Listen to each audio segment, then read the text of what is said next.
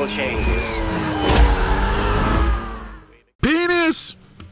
Hi, welcome to Bomb Squad Matinee. I'm your host and master of ceremony, Tanner Richard Kraft, and with me I have... Hi, I'm Austin Zwiebelman. I was the schizophrenia consultant for tonight's film. Big Dick is back in town. Penis! Penis, I don't know. I guess I'll join in on that. Penis! Follower. Remember the penis game? That thing you would do on the school bus where everyone just started going penis louder and louder and louder until someone got in trouble? I've seen 500 Days of Summer. Yeah, I was bad at that game. I would just scream penis immediately. Ah! But I got away with it because I was autistic. Today we are talking about 28 years later, The Bone Temple. Penis? And we talked about the previous movie. And for the sake of brevity and recording, I think we're just going to get right into it. I'm in a bit of a bind, Ian. Why is that? The others, my peeps, I told them that you were Old Nick, but you aren't, and now they're expecting to meet you. I see. And you're in a bit of a bind too. How so? Because if you can't help me with my problem, I'm going to force feed you your own intestines until you can no longer breathe.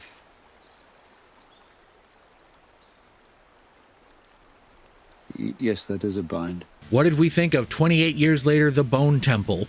Tim, we'll start with you. Yeah, so like we talked about on the recording for 28 Years Later, that was a movie that was very heavily advertised. I felt like I was seeing the trailer for that movie every time I went to the Alamo Drafthouse to see a David Lynch movie. I think I saw the trailer for 28 Years Later, The Bone Temple, one time.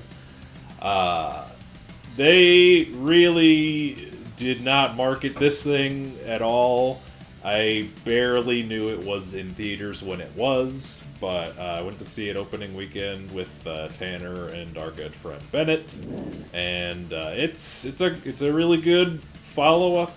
I liked it a lot.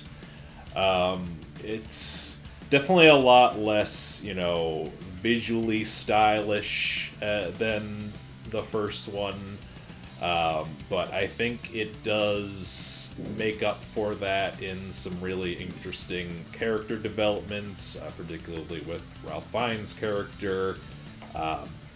There's a lot of really interesting stuff with him, and especially with his relationship with Samson, the big-dicked zombie. I think their whole relationship in this movie is really interesting. It's like it explores the infection thing in a way that I don't think I've ever seen in like any kind of zombie or infection type media, where it's just like, what if this is actually psychosis? What if we can treat this like we treat psychosis? And we see Samson,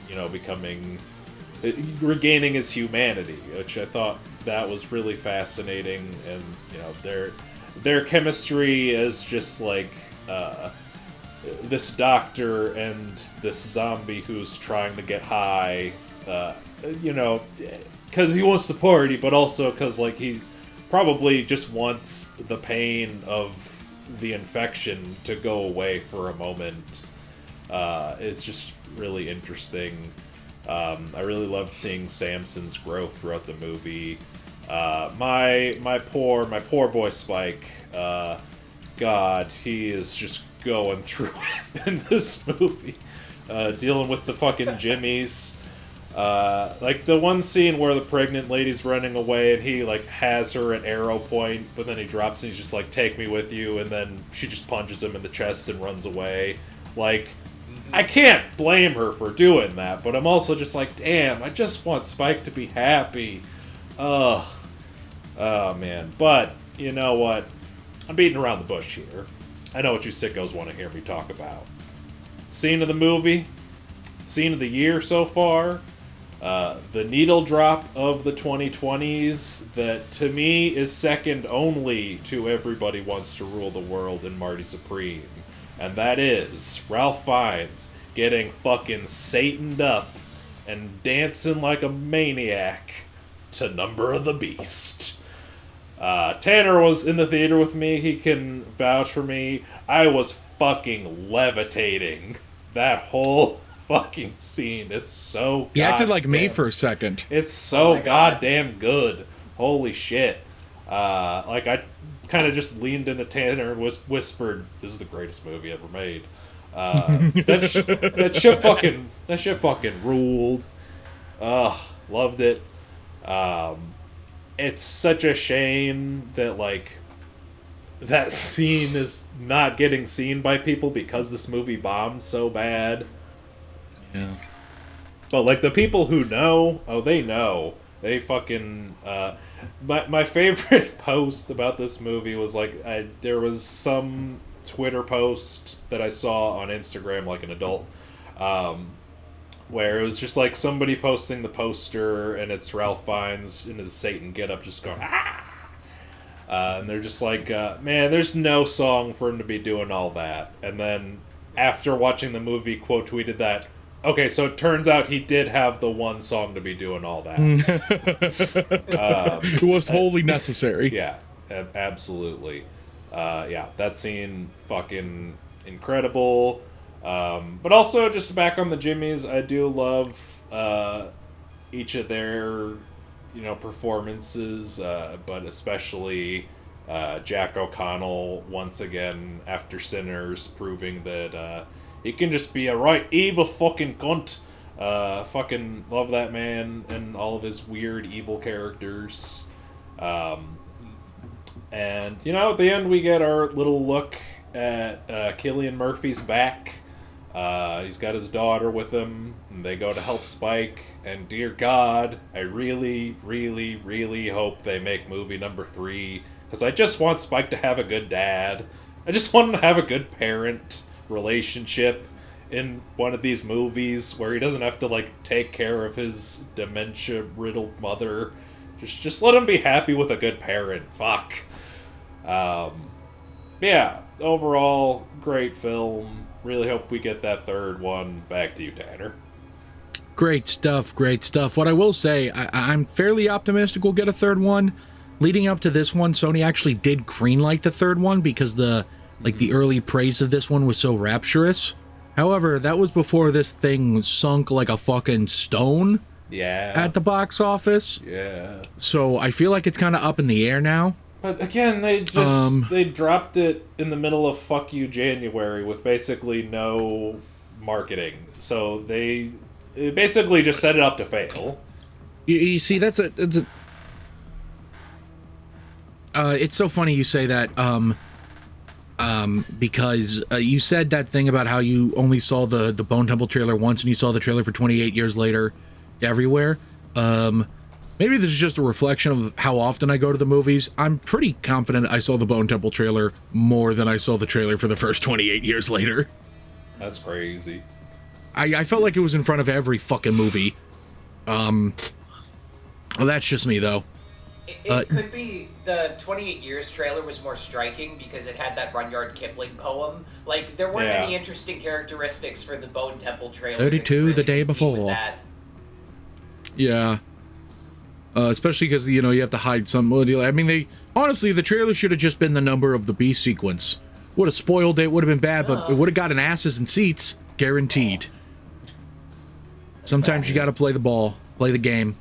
Joe, I know you were quite excited to talk about this one. What are your thoughts on 28 Years Later, The Bone Temple? 28 years later, The Bone Temple. Oh, boy. This is, so far, the best movie of the year. Mm-hmm. Nothing has come close to topping it. Well, a couple of films have come close, but not quite. I know Tanner's gonna disagree, because I know he really liked that Nirvana the band, the show, the movie, the game, the TV show, the movie. And Knuckles, featuring Dante from the Devil May Cry series. Oh man, I did not expect to kill Austin like that. That was really good. But no, seriously, I fucking loved this movie. I may like. Well, no, I do like it more than I do the first 28 years later. In fact, I may even like this movie more than the original 28 years later. And I really like that 28 days later. Sorry, I really like that 28 days later movie. That's big praise. It is. It's got a lot going on thematically. Most notably, that it continues that kind of recurring theme of just holy shit, humanity is just in complete shit mode right now, and it's everyone for themselves. And that man, oh man, does that feel fucking relevant today? Everyone's in a fucking panic mode. Jesus fucking Christ. It adds themes of, and they were very explicit in the marketing for this, that they wanted to explore the themes of evil and humanity, which, Jesus H. Christ, you fucking get that in everything involving the Jimmies. I remember I texted the group chat this, and I was trying to be as spoiler-free as possible, but I watched this in the big show at my work. That opening sequence, movies don't typically get me to a point where I want to vomit. That opening sequence was damn near close. Like, I felt ill watching it, and it didn't get any better than watching the rest of the movie.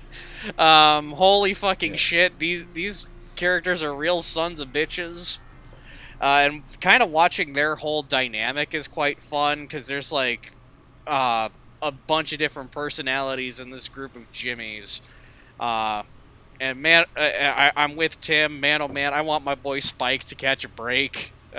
Jesus H. Christ, I need that boy to catch a break. He deserves so much better. Samson is probably the best character of the year. He is the most interesting character, and just the way that they really explore, not only like themes of empathy with Ralph Fiennes' character, but just exploring the nature of the infection through this character is fascinating. The way that actor performs the character is also kind of touching and heartbreaking at points, but also really fucking badass, because remember, this is a guy that can rip a fucking head out of a body with the spine still attached. I do want to touch on that, because I think one of the funniest moments for me is that like ordinary world montage thing where he just fucking he holds the like deer head up and he does the fucking Idris Elba knuckles scream. Oh! It's so good. You know, it's funny. You bring that particular needle drop up. Yeah, the Number of the Beast needle drop is like maybe the most entertaining and fun moment of the movie. That Duran Duran Ordinary World needle drop is my favorite. It's also very good.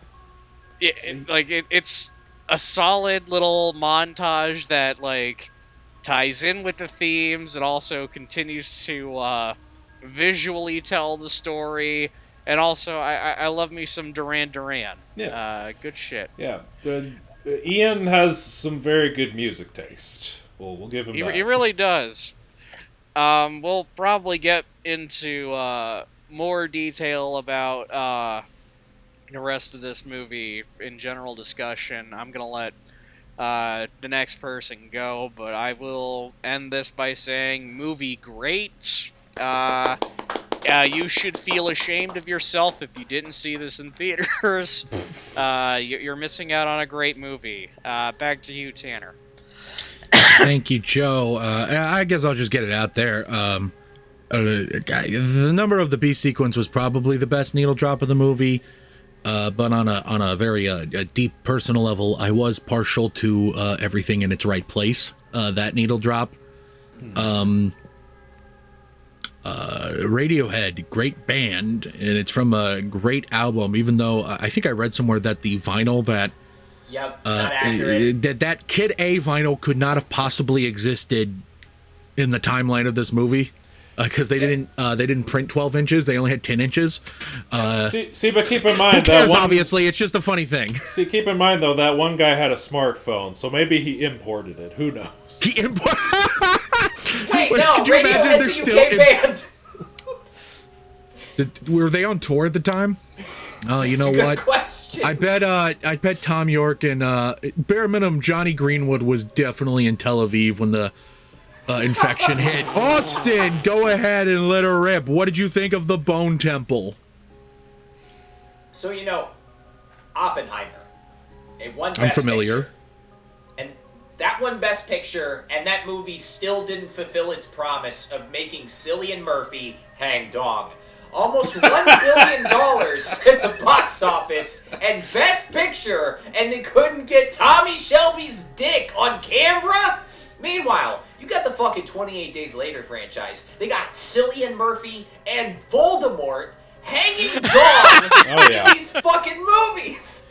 Actors don't just do that. Show their penises in bad, shitty films. You think Harvey Keitel took his pants off for Little Nicky? Fuck no. But you put that guy in Bad Lieutenant, and he's swinging around like an elephant at a zoo. I'm telling you guys, Women in Love, Eastern Promises, American Gigolo, and now The Bone Temple.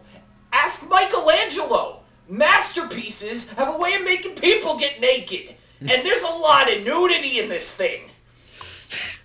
It's very fitting that 28 years later, The Bone Temple might be the closest that millennials get to understanding how people felt when The Godfather Part 2 came out. We're following up a movie where, at the climax, this little boy has to lift what's left of his dead mother onto a mountain of anonymous skulls, trying to, give her a moment of dignity in this world that's reduced everything to bones. Possibly one of the best zombie movies of all time, directed by a fucking genius whose sophomore feature, second thing he ever made, was once ranked the 10th best British film of the entire 20th century.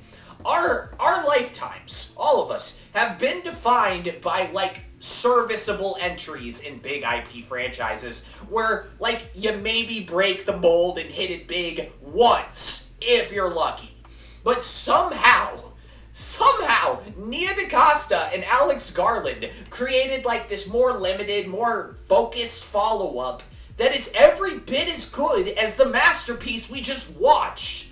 There are certain movies that are, structurally perfect on a screenwriting level. They're, ruthlessly economical, thematically unified, with, really tight escalation and payoffs. Think about, Chinatown, or Alien, or fucking Silence of the Lambs.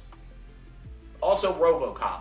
And this movie, The Bone Temple, is so goddamn structurally perfect. Just the overall conceit of each of the two main plots is, so compelling from an entertainment perspective. You've got this gang of sadistic cultists who travel around just so they can find more people to torture. But from the opening scene, they keep dying off one by one in these really horrible, fucked up ways. The karma of it all helps you get through the really miserable company. Then, you have this parallel story that is so funny and full of hope, where this reclusive, eccentric doctor manages to befriend the scariest zombie in the area. Mm-hmm. First, it's because Dr. Kelson is kind of ready to die, and the zombie likes to hang out and do drugs, like Tim said. But the situation, it evolves into him discovering these people, they're not just feral monsters. They're just sick people who are, trying to chase demons that aren't there. I think that Nia DaCosta was the perfect fit for this project. And it's kind of nice to see her get a win after the Marvels. It paid her student loans, but it earned her some truly ugly trash talk on the internet.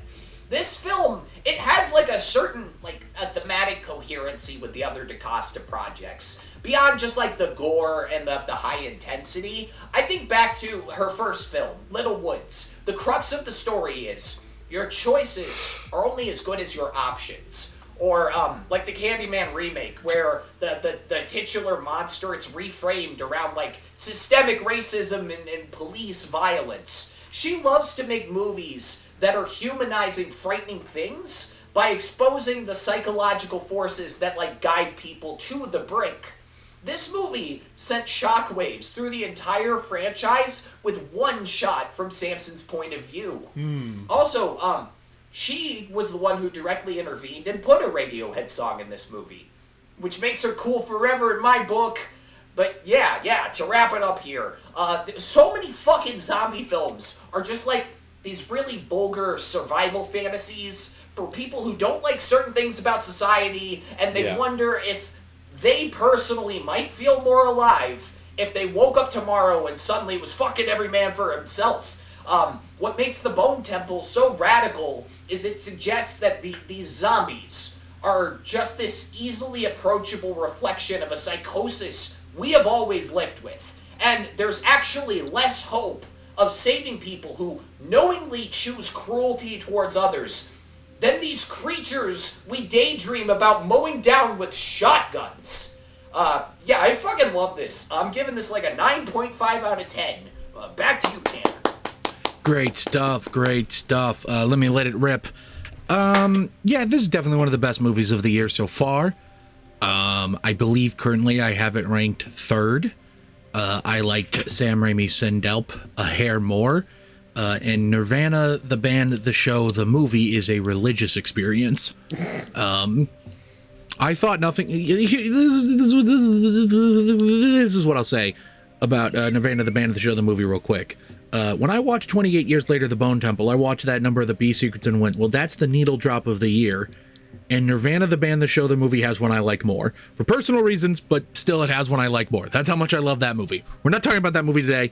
We're talking about 28 Years Later, The Bone Temple. I haven't seen it since I saw it in theaters, which was like a month and a half ago. Unfortunately, I didn't have time to rewatch before the recording, but it doesn't matter because this movie fucking rips. I have a brief story to talk about. Joe talked about that opening scene where that guy's femoral artery fucking explodes. I just want to say that when I was watching that movie in the theater, I was having a Royale with cheese or fries, and I was dipping my fries in ketchup as that motherfucker was bleeding, and I just kind of stared at the French fry like, Brought you a burger. Brought you a burger. Joe, can we get the servers at the Alamo to start saying that? Brought you a burger.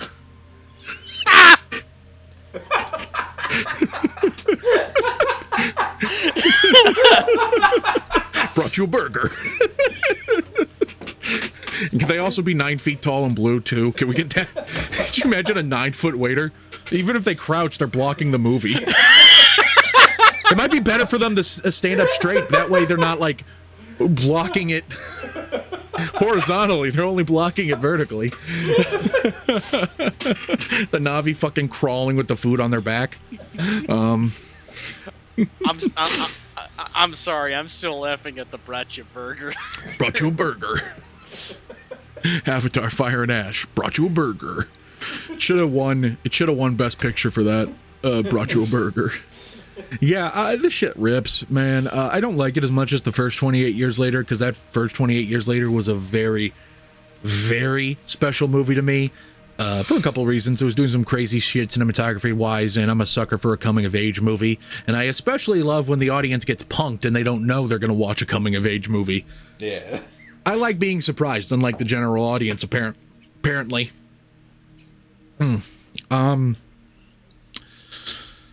I really liked Kelso and Samson's thing here. I like how they're just kind of like fucking off, getting high all the time.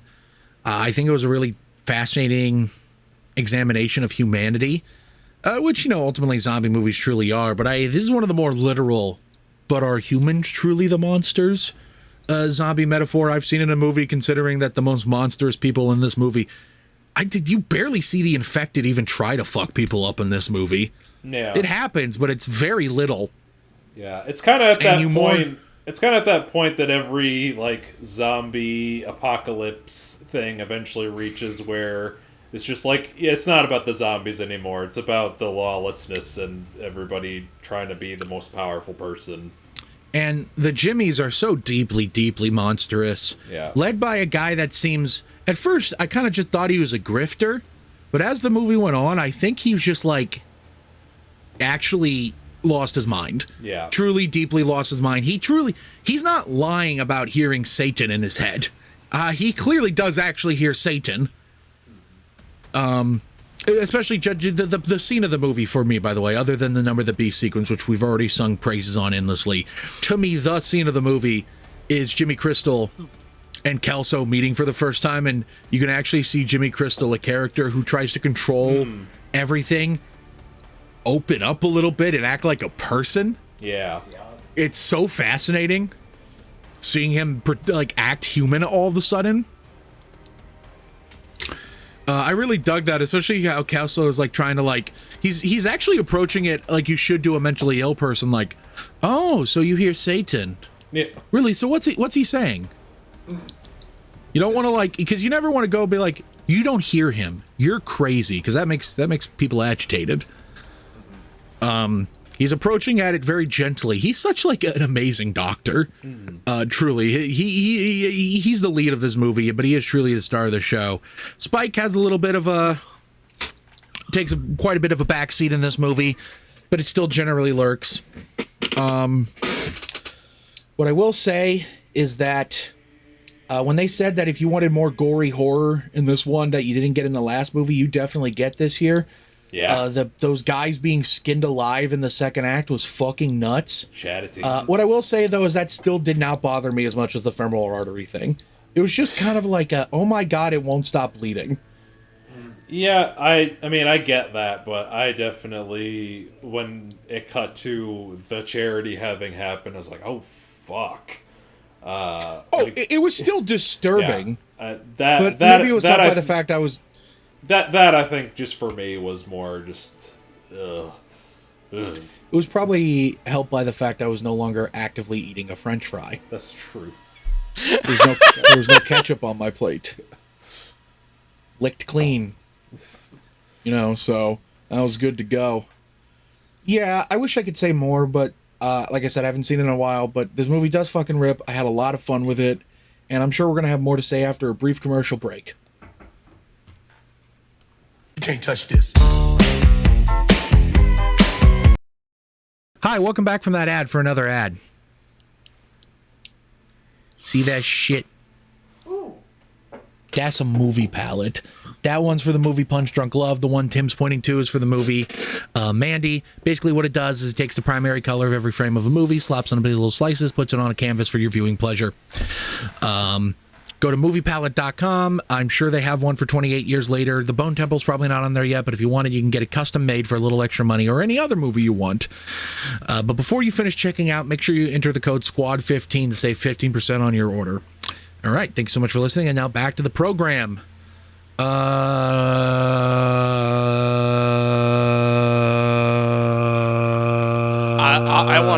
want to bring up. I want to bring up a point. And I kept my mouth shut as you were saying it, Tanner. But Tanner, I think you owe Ralph Fiennes an apology. He kept getting his character's name wrong. He kept Is it Kelson? Kelson. Kelson. Oh, I thought it was Kelso. That's funny. Yeah, Oh. Tanner, it's Kelson, not Kelso. This isn't an Ashton Kutcher comedy. Does Kutcher play a character named Kelso in something? That's 70s show. Right? Oh wait, I think Tim's right. I'm thinking of fucking Scrubs. Yeah, Bob Kelso. Also a doctor. I want to watch the revival. It came out or started airing, and I still haven't gotten around to it. Well, anyway, I'm good. apologize to Ralph Fiennes, Tanner. I'm sorry, Ray Fiennes. There you go. Speaking of Ralph Fiennes, that dong though, he'd be packing. That is. If there's like, one thing you're walking away with for this movie, is that Voldemort be packing. Yeah, like For the record, it's probably a prosthetic like every other penis in the movie because there are child actors on set. well, there wasn't a child actor on that True. scene. There were a lot of scenes in the Averse movie where there were not a child actor, but they still used prosthetics just to be safe. Did we bring this up on the original recording that the way they I got don't around think we that knew was- this on the original recording. What I will say, though, is that if I watched that if I was in that movie and everyone started talking about, oh my God, that guy's dick is huge, and then the production company intentionally came out and said, don't worry, it's fake, I'd be mad. Yeah, but I mean, dick big, but also like obviously Samson is like the big guy with the big dick, but fucking yeah, Ralph Fiennes is jacked, man. That dude is. Yeah, he's in his isn't he? He's in his 60s, if not approaching 70, and he just looks that way. He is ripped as hell. That's for love of the game, man. Yeah. He doesn't need to look that way. Just imagine, like, during Conclave, he's packing all that. Like, that's crazy. So the way they got around, so, you know, they have Spike, they have, you know, child actors on set, so how do you do naked zombies? There's, like, child protection laws where you can't have naked actors around children. Right. So what they did was these full-body, like, suits that look like a naked person, but they're actually clothing. That just looks like naked body parts. That was what they did to get around that. Apparently Samson, it took, like, 7 to 6 hours in the chair every day to get him looking like that. With all the iodine? I'm talking about Big Man, you know, the zombie. Oh, Samson. Yeah. You said Samson, and my brain went, yep, we're still talking about Ralph Fiennes and his six-pack. Tanner, you got to apologize to him again now. I'm sorry, Ray Fiennes, for not under... What am I apologizing to Ray Fiennes for? The way they got Ray Fiennes to look like that every day was they just did a reenactment of the final scene of Ricky-O, the story of Ricky. They just had him putting the warden in the big meat shredder thing over and over again, and that's how they got him red. It was very expensive. One thing that kind of perked my ears up, always perks my ears up about a movie, is finding out it like crossed some threshold with the rating system. Mark Kermode brought up that this was rated 18 in the UK, which, like, for those of you out there who don't know, a lot of American R-rated movies get a 15 over in the UK, but the really fucked up ones get 18. It's kind of like a barometer for, like, how crazy an R-rated movie is going to be. Later on, I found out this movie was landed the NC-17 when they first submitted it. It was the original version of the barn scene. So the barn scene and the scene in the empty pool, both longer. They cut the pool scene down because it was boring. They cut the barn scene down because they had to. And I'm really hoping we get the unrated Blu-ray. Yeah. Where the barn scene is 3 hours long. Yeah. Just the saw cut. So the end of the movie, when Sir Jimmy Crystal's being crucified upside down, and he starts screaming, "Father, why have you forsaken me?" I was convinced. I was, for no real reason other than the fact that I just heard the number of the B sequence, that they were going to start. Did your brain go here too? No. Where my brain is going? I know where your brain is going, but I didn't think that. I thought Chop Suey was going to start playing by System of a Down. It would have been very funny, but no, I do want to talk about that though, because like just him going, one more commandment, your people need to crucify you. That was some baller ass shit. Just number one. But then number two, that shot where you see his face as he's been crucified and you can see the way gravity is pulling his hair. I'm just like, ha ha, you got inverted crossed. Fuck you. Fuck you, but man, fucking Jack McConnell is... That's not his Jack name. O'Connell. Jack O'Connell, thank you. I knew I got that wrong. I'm sorry, Ray Fiennes. I knew Jack O'Connell just fucking... he's such a good actor that you almost... I guess I'm just overly empathetic person. I almost feel bad for him, because it's like, man, he didn't ask for this mental illness shit. He didn't ask to hear Satan. Yeah. And now in his dying moments, he thinks his father's abandoned him, just like he was in A Little Boy at the beginning of the last 28 Years Later movie. Yeah. That shit must suck. Yeah. I know some people's analysis of why he suddenly can't hear the demons is the powder that Ray Fiennes blew in his face. Yeah, he just hits him with, "This is PCP, angel dust." Anti-PCP. He hit him with the fucking Ritalin. I don't know. What are they? What is an antipsychotic? They hit him with the lithium. The lithium dust. Ion battery. He just had those. Mortar and pestle on a fucking battery. He took him with a. He hit him with the. Give me a name brand drug, Google. He hit him with the Risperidol. There we go. Wait, that's an antipsychotic? Apparently. Is he being hit by an antipsychotic, though? He sees Satan when Samson walks up to him. Well, that could be a combination of dying hallucination. Well, Sure. I read someone saying that, like, it could be that the last act of cruelty his brain could invent was taking the voices away when he needed them most. His brain is just a cruelty generation machine, and when it has nobody left to get, it finally gets him. No, his brain's the torment nexus from the hit book, The Torment Nexus. Please don't invent it. Oh my god, my audience fucking lost their minds both of the times Samson spoke. Like when he said moon and when he says I don't have a ticket. Yeah. My audience, which was like pretty laid back for an audience, they were not having it. I think the barn scene kind of lost them. But when Samson said moon, I heard multiple people just go, like, freaking out. I may have pulled an Eric Striffler when he said moon. I literally stood up in my seat and didn't realize it until later.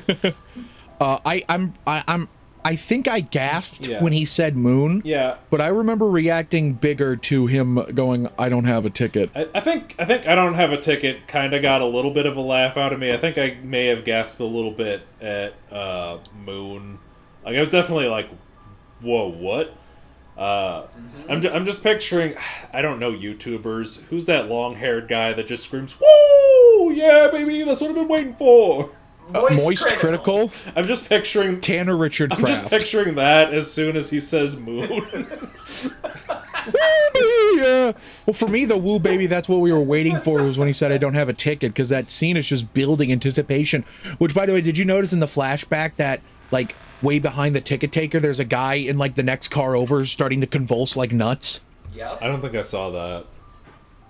It's very subtle in the background. On a rewatch, you could say that it was like the train was near the moment where Samson got infected, but also it could feel like just kind of like cross-cutting the zombies who are very much all surrounding Samson in that moment into the memory that he was having. It's so interesting that, like, him being cured of the mind virus, is the rage virus somehow like excreting some kind of like hormone or scent that tells the others this one's one of us? Because like it's not like he looks any different. He looks the same. It's the way he was walking. Yeah, yeah. That could be it. There's just vibes. I mean, they knew it was off the second he actually said something. Yeah. But it's the fact that they knew something was off before that made me go, what'd that mean? Oh, there's one big thing we really haven't brought up much. At the end of this movie, Cillian Murphy appears. And finally. He's teaching his daughter about the Weimar Republic and how fascism can thrive in places where people are desperate, which is Jimmy, you know? Yeah. But yeah, are we excited to have Cillian Murphy back? I haven't seen 28 Days in a long time. Here's what I'll say. It's not just that we finally saw Cillian Murphy. It's because that up until this point, both movies, unlike 28 Weeks Later, both movies held off on using In the House in a Heartbeat until the very end, and they finally started playing it.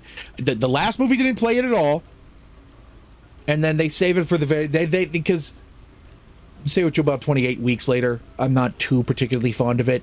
It definitely presses the In the House in a Heartbeat button way too fucking often. A sin that these movies do not commit. Yeah. It's all done. Joe, you're the big 28 Days Later guy. What do you think? Think about specifically Cillian Murphy's return, or and the song. And the song. You know, I would agree that the less you use In the House in a Heartbeat, probably the better. Like you've really got to earn that shit. And yeah, for the most part, I would say 28 Weeks Later does kind of abuse that a little bit. Now, granted, like, two of the best scenes in the whole franchise are when they're using that fucking song in that movie. It's that opening sequence and then shit hitting the fan a second time. But, yeah, no, they kind of abuse it a little bit too much in Weeks. These 28 Years Later movies, though, have absolutely fucking earned it. Yeah. Honestly, they both 28 Years Later and 28 Years Later The Bone Temple earn their iconic music from the first 28 Days Later movie. Because remember, the last one ends on that Godspeed You Black Emperor song from 28 Days Later. Jesus fucking Christ, these movies. As far as Cillian Murphy coming back, I got pumped. I was happy to see my boy Jim still alive. With that said, man, oh man, knowing that the entire island is quarantined and you guys are pretty much fucked if you're on it, it kind of hurts that happy ending that 28 Days Later has, which, man, oh man, originally going to have a bummer ending, and then when they get the happy ending, psych, it's actually still kind of a bummer ending. Holy fucking shit, my poor boy Jim. Jesus fucking Christ. Just since we brought up Weeks, my wife still has not watched either of the Years movies because she hated Weeks that much. The movie's stressful and not fun, and just I liked it more than she did, but it's just it doesn't have the magic that Days has and that these movies have. I disagree. It has the magic in the opening scene, which, funnily enough, pretty sure the opening scene of 28 Weeks Later is actually directed by Danny Boyle and not the guy that directed the rest of the movie. Well, that'll do it. But this movie did prove that, like, I in the last recording was like, we'll see if this is just a franchise that needs to be directed by Danny Boyle, and Nia DaCosta proved otherwise. She fucking nailed it. It just needs to... What were you saying, Joe, about 28 Weeks, I think? Oh, yeah, I was going to say, 28 Weeks Later, it's like, you were saying Cody thought it was stressful. Man, oh man, try watching it the year after, 1 year after the COVID pandemic happened. Honestly, that is maybe the only time that movie is very effective, because I had, revisited that movie for, the first time in, forever, and I was like, man, this is a lot better than I remembered. Holy shit.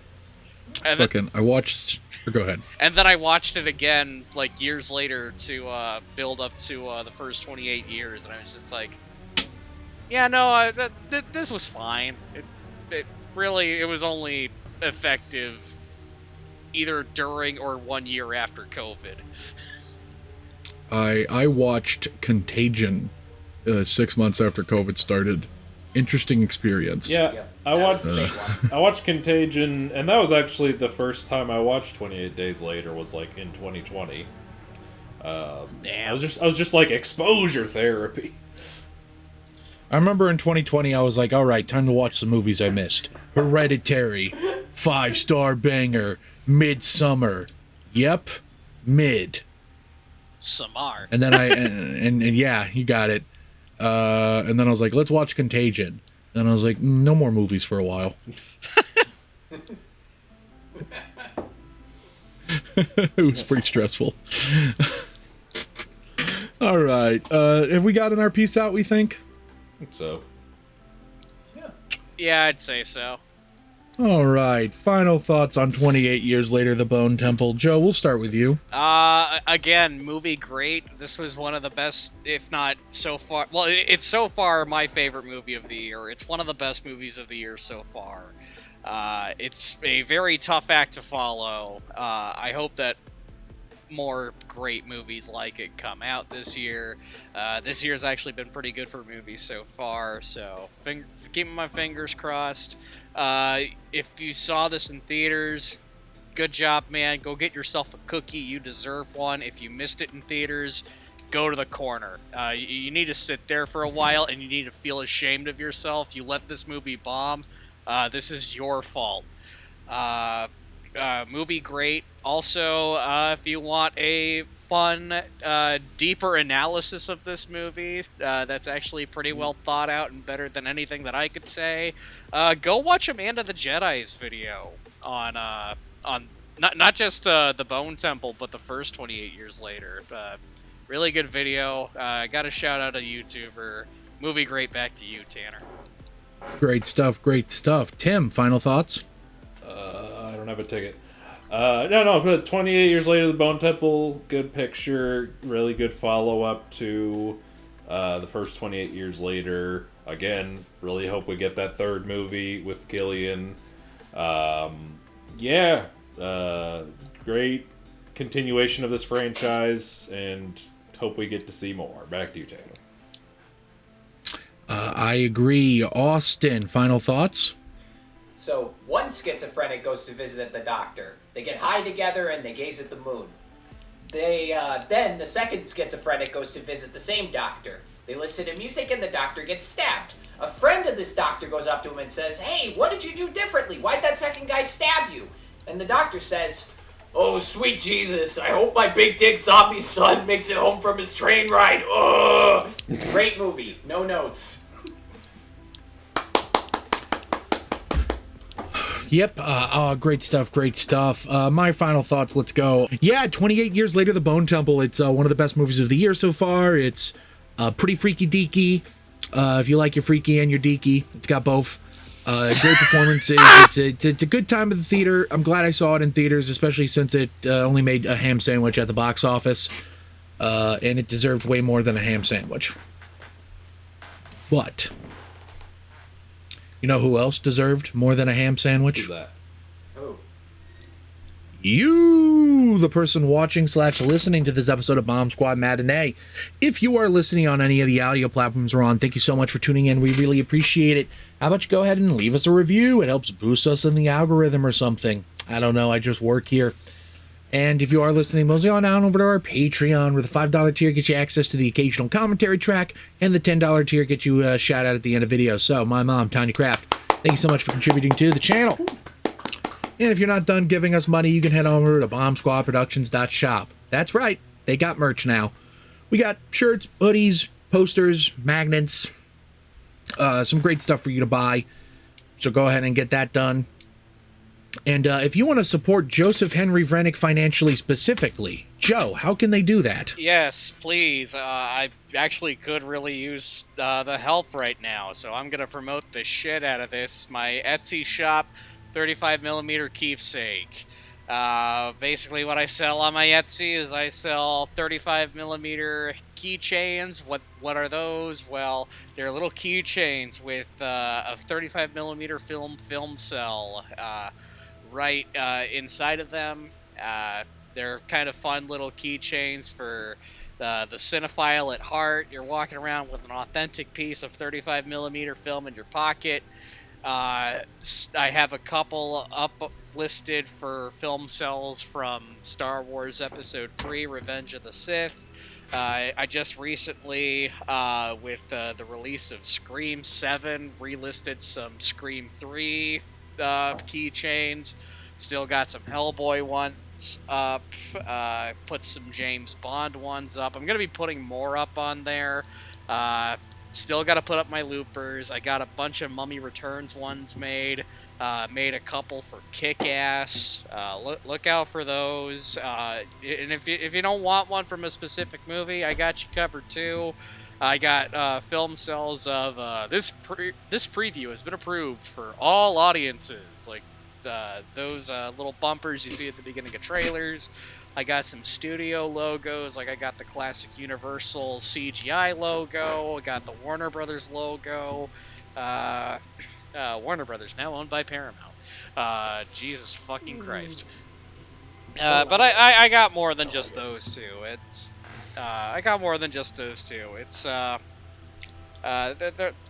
you just go check out my Etsy shop. If you want to get yourself something cool for your keys. If you want to give out a unique gift to that friend of yours that loves film, these are perfect for you. Again, 35mm keepsake on Etsy. Back to you, Tanner. Great. I'll have a Depop being made. I need to sell some clothes. Back to you, Tanner. Great stuff. Great stuff. And if you're done giving us all money and you're watching on YouTube, thank you oh so very much for watching. We really appreciate it. How about you mosey on down over to the comment section below and let me know, what did you think of 28 Years Later, The Bone Temple? Did you like it more than the last one? What was your favorite scene of the movie? Was that the needle drop of the decade so far? And finally, penis! Comment below and let me know. And while you're down there, hit the like button so we know how much you like us. Hit the subscribe button so we know how much you love us. Hit the bell icon to know exactly when we upload new videos. Now, instead of saying tune in next week, what I'm going to tell you is tune in this Friday night, March 13th at 7:30 p.m. because live on twitch.tv/Bomb Squad Productions will be the 2026 Bomb Squad Award Show. That's right. Celebrating the best of film in the last year, according to us and some guests on the show. It's going to be a lot of fun. We have a new category this year, much like the Oscars. Also, much like the Oscars, it's the Best Casting/Ensemble Award. It's going to be a ton of fun. Make sure you tune in. I think there's going to be some pretty surprising winners there, so it's going to be a fun time. And it'll be live on Twitch and uploaded to YouTube later, edited down by Sir Tim here. It's going to be great fun. We'll see you then. Bye! Time for Tubby Night Night.